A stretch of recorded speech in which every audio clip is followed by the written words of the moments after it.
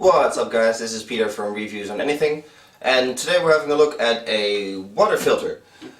This is the Brita Aluna jug.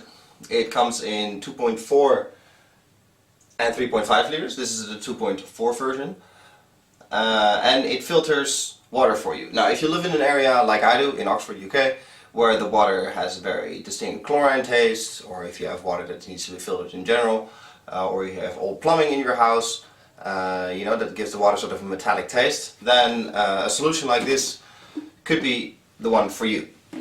Now Brita, or whatever you want to pronounce it, makes all kinds of filters. They make things you can install into your tap. They make portable solutions, they make table solutions like so. They even make professional solutions, so there's a whole wide range of products to choose from, but in essence they all do the same, which is filter water. Now, this jug is made out of several components, which I'll show you. Obviously the whole thing assembled is, just like a water pitcher that you have in your house right now probably.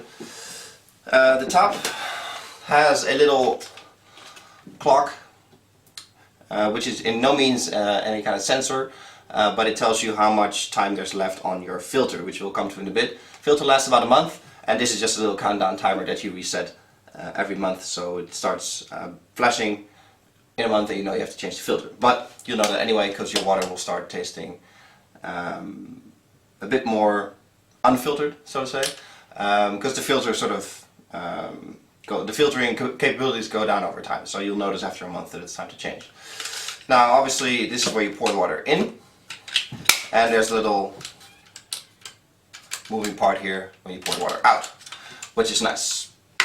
Now then you have the inside part of the jug, which is where the filter lives. As you can see, the bottom part here is the filter. This is the part where you pour the dirty, quote-unquote, water in.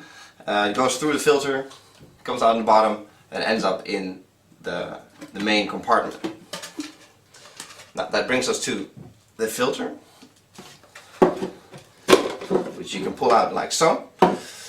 This is the filter cartridge. It comes with a little O-ring in order to pull it out. This is the cartridge you buy in 10, 12 packs or whatever, that you have to refill every month. And it's basically a carbon filter. They have a specific name for it, which actually I'll tell you. It has Maxtra technology, according from the website here, and their Maxtra technology is their proprietary filter that they use to make the water clean. Now there's two sort of sieves here where the water comes out, and here on the top the water comes in. Now they say that you have to sort of pre-soak the filter before you put it in. So once you get a new filter out of the packaging, you put it in here.